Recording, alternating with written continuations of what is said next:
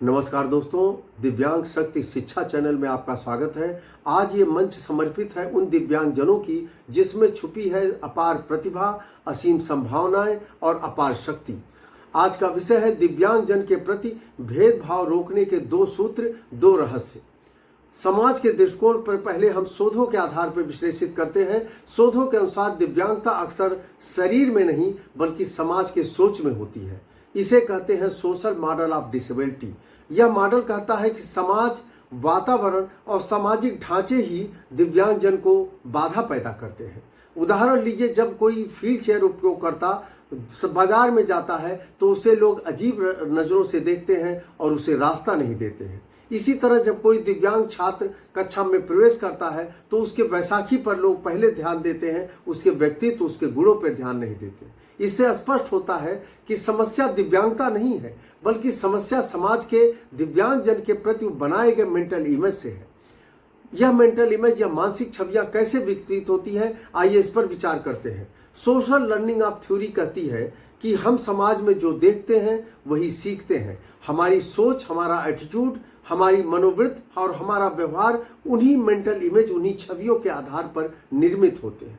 अगर एक बच्चा टीवी या समाज में केवल सक्षम लोगों को नेता, डॉक्टर, अभिनेता बनते देखता है और दूसरी तरफ दिव्यांगजन को इस सहारे के रूप में चलते हुए देखता है तो उसकी मेंटल इमेज दिव्यांगजन के लिए एक कमजोर व्यक्ति के रूप में बनती है और सक्षम व्यक्ति, सामान्य व्यक्तियों की इमेज अच्छे रूप में बनती है। यदि एक दिव्यांग व्यक्ति इंटरव्यू देने जाता है तो पहली नज़र में इंटरव्यूअर देखता है उसकी व्हील चेयर, कृत्रिम पैर पे उसका नज़र ऑटोमेटिक चला जाता है। इसे कहते हैं ऑटोमेटिक एक्टिवेशन ऑफ स्टीरियोटाइपिंग। ये स्टीरियो उसके दिमाग में पहले से बनी हुई कमजोर और अक्षम मेंटल इमेज दिव्यांग के प्रति जो उसके दिमाग में पहले बनी होती है वह एक्टिवेट हो जाती है और उसके अनुभव, योग्यता पर वह ध्यान नहीं देता है बल्कि उसके अलगता पर कि यह तो दिव्यांगजन है, यह एक आउट ग्रुप का मेंबर है, यह एक सामान्य व्यक्ति से अलग है, यह एक प्रकार का अक्षम व्यक्ति है। इस तरह की सोच उसके अंदर डेवलप हो जाती है। इसे कहते हैं स्टीरियोटाइपिंग। यहीं से शुरू होती है दिव्यांग के प्रति भेदभाव अर्थात डिस्क्रिमिनेशन। इसके दुष्परिणाम क्या होते हैं? योग्य व्यक्ति को नौकरी नहीं मिलती, स्कूल में होनहार छात्र को प्रोत्साहन नहीं मिलता है, दिव्यांगजन खुद को समाज में कटा हुआ महसूस करता है, उसका आत्मविश्वास टूट जाता है और मानसिक स्वास्थ्य पर उसके बहुत ही नकारात्मक प्रभाव पड़ता है। एक सर्वे के अनुसार 3 युवाओं में से 2 दिव्यांग युवा यह समझते हैं कि उनकी क्षमता से अधिक समाज की सोच से ही उनका सबसे बड़ी नुकसान होता है। इसका समाधान क्या है? आइए हम समाधान की तरफ बात करते हैं। दिव्यांगजन को 2 काम करना चाहिए। उनके लिए 2 सूत्र मैं बता रहा हूं आज, जो दिव्यांगजन को यदि करेंगे तो उनके प्रति भेदभाव रुकेगा, काफी हद तक उनके प्रति डिस्क्रिमिनेशन नहीं होगा। उपाय नंबर 1 है कि अपनी छवि को नकारात्मक स्टीरियोटाइपिंग से बचाना। इसके लिए क्या करना है? उनका बॉडी लैंग्वेज, जो उनकी सामाजिक व्यवहार है, कृत्रिम अंगों से उन्हें पूरा करना है। जहां तक संभव हो कृत्रिम अंग या सहायक उपकरण का प्रयोग करना है। इससे क्या होता है कि सामने वाले के नज़र में, उसके पहली नज़र में उसकी स्टीरियोटाइपिंग एटीट्यूड एक्टिवेट नहीं होता, अर्थात वो मेंटल इमेज जो अक्षम लोगों के प्रति उसकी बनी हुई है वो ऑटोमेटिकली एक्टिवेट नहीं होती है और इससे वह सामान्य के रूप में ट्रीटमेंट उसे मिलता है। एक दिव्यांग व्यक्ति को एक सामान्य व्यक्ति के रूप में ट्रीटमेंट मिलता है। जैसे एक दिव्यांग शिक्षक जिन्हें कृत्रिम पैर उपयोग किया है, अपनी बॉडी लैंग्वेज पे काम किया है उसने, इसलिए वह क्लास में जाते हैं तो छात्र उसे एक सामान्य शिक्षक के रूप में ट्रीट करते हैं। उनका मेंटल इमेज, वो अक्षम रूप वाला, दिव्यांगजन वाला, वह एक्टिवेट नहीं होता है बल्कि उसके शिक्षक के अन्य गुण उसे एक्टिवेट करते हैं और उसकी पर्सनालिटी एक शिक्षक के रूप में, सामान्य शिक्षक के रूप में आती है।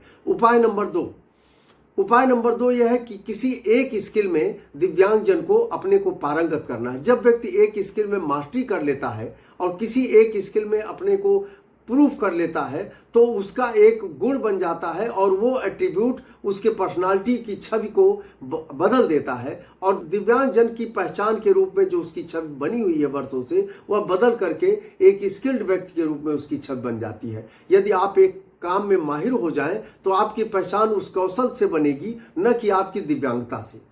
सुधा चंद्रन, जिन्हें बचपन में एक पैर गंवाना पड़ा लेकिन उन्होंने कृत्रिम पैर से भरतनाट्यम सीखकर अंतर्राष्ट्रीय ख्याति प्राप्त की, आजकल लोग भी उन्हें क्लासिकल डांसर के रूप में जानते हैं, एक दिव्यांग व्यक्ति के रूप में नहीं। सतीश सिंह जो नेत्रहीन है परंतु कंप्यूटर प्रोग्रामिंग में इतने निपुण हैं कि वे एक नामी आईटी कंपनी में कार्यरत कर्मी के रूप में जाने जाते हैं, न कि एक नेत्रहीन के रूप में। इसीलिए जरूरी है दिव्यांगता से आगे बढ़कर अपने एक स्किल को इंप्रूव करिए, अपनी एक पहचान बनाइए। कौशल विकसित करने के तमाम रास्ते हैं, जैसे कंप्यूटर कौशल विकसित करना, MS ऑफिस में, ग्राफिक डिजाइनिंग में, डिजिटल मार्केटिंग में, भाषाई कौशल, अंग्रेजी बोलना, लेखन अनुवाद में अपने स्किल को बढ़ाना, संगीत नृत्य कला के अंतर्गत अपने स्किल को डेवलप करना।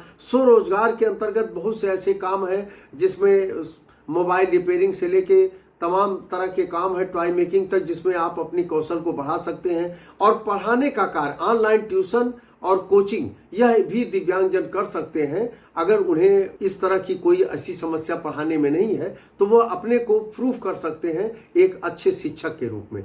दिव्यांगजन को कम से कम एक स्किल में एक्सपर्ट बनने का लक्ष्य अवश्य रखना चाहिए। समाज के लिए संदेश है, दिव्यांग व्यक्ति को सहानुभूत नहीं बल्कि सम्मान और समान अवसर चाहिए। समाज को उसकी प्रतिभा को देखना चाहिए, उनकी कमियों को नहीं।